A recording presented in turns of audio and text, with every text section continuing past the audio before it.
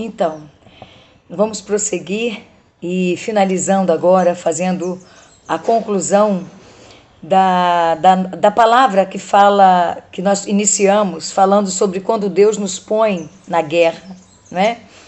E nós comentamos no primeiro vídeo que Deus nos põe na guerra muitas vezes e em meio a essa guerra existem muitos sofrimentos. Ele não nos isenta de sofrimentos quando Ele nos põe na guerra. Mas também nós percebemos que quando Deus nos põe na guerra, Ele também não nos isenta de perseguições. A gente passa por muitas perseguições. E há um propósito de Deus em cada uma das coisas que acontecem com a gente. Há um propósito de Deus em cada batalha, em cada guerra, em cada luta enfrentada por nós, porque Ele não nos abandona. A gente descobriu isso também, a gente aprendeu isso, né? De que o mestre dos mestres, o comandante nosso, aquele que nos colocou para guerrear, nunca vai nos abandonar. Ele não abre mão de cuidar da gente. Em Mateus 28, versos 19 e 20, ele manda a gente ir.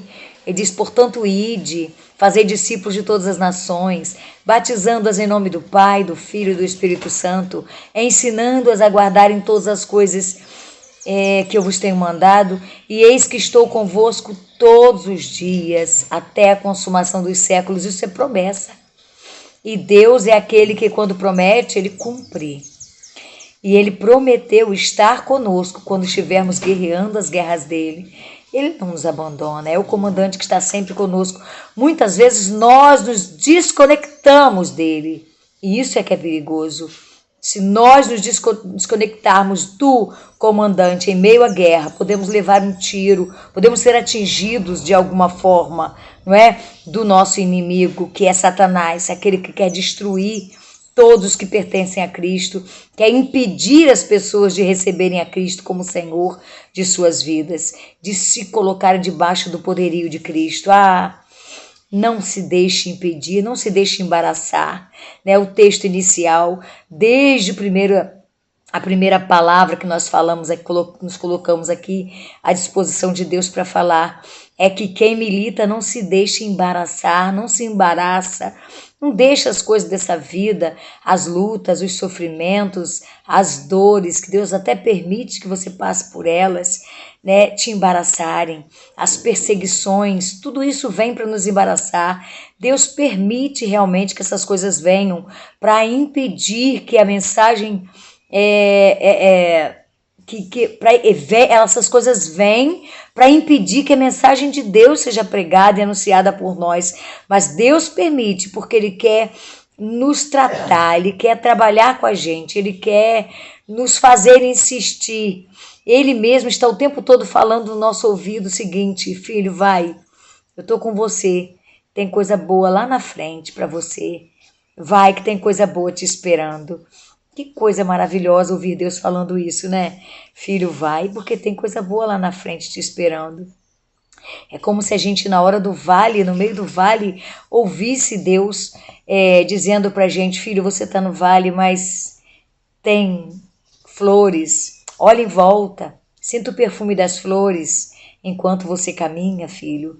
Olha, segue em frente. E há um hino do cantor cristão que me faz refletir muito, né?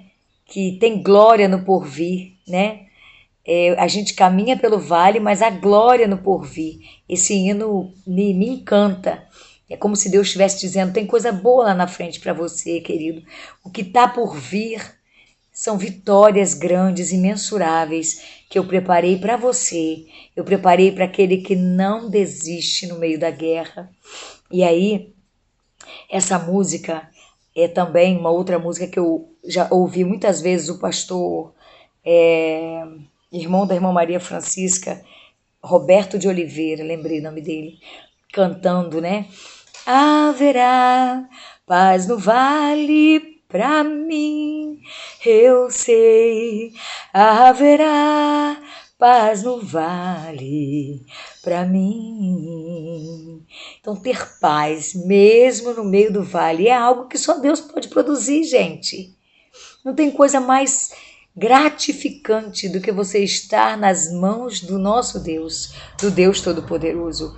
E o pastor Roberto de Oliveira pregou uma vez a respeito do profeta descendo à casa do oleiro. E como eu fui abençoada, né? Uma das coisas que ele falou e que eu aprendi muito foi que nós somos barro.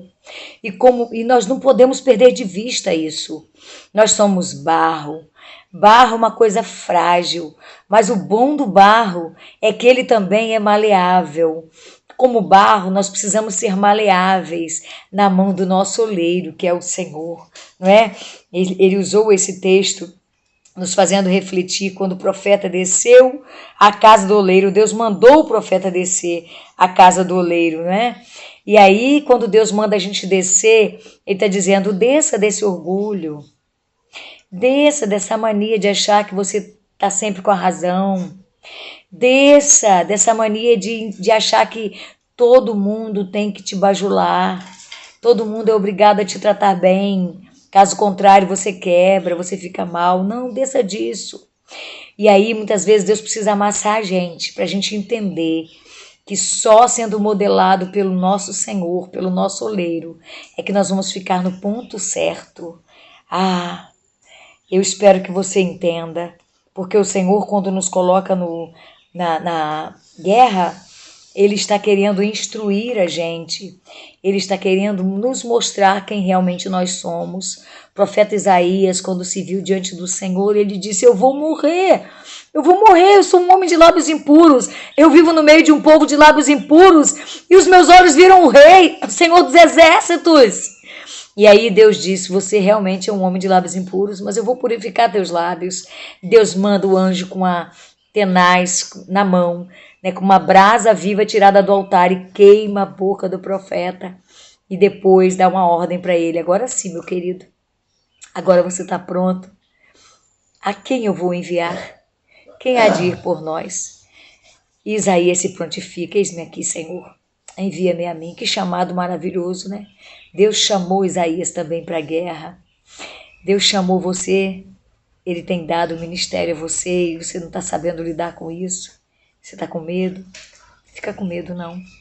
Lembra que você só é barro e que esse ministério é grandioso demais e Deus não vai deixar você sozinho nele. Se Ele te chamou, Ele, o dono dessa obra, vai com você. Ele vai com você, mas não esqueça que você é barro, tá? Não esqueça que as coisas grandiosas que Deus vai fazer através de você, será Ele fazendo e não você. A glória precisa ser dele. No meio da guerra, eu não posso esquecer que a glória é do meu comandante.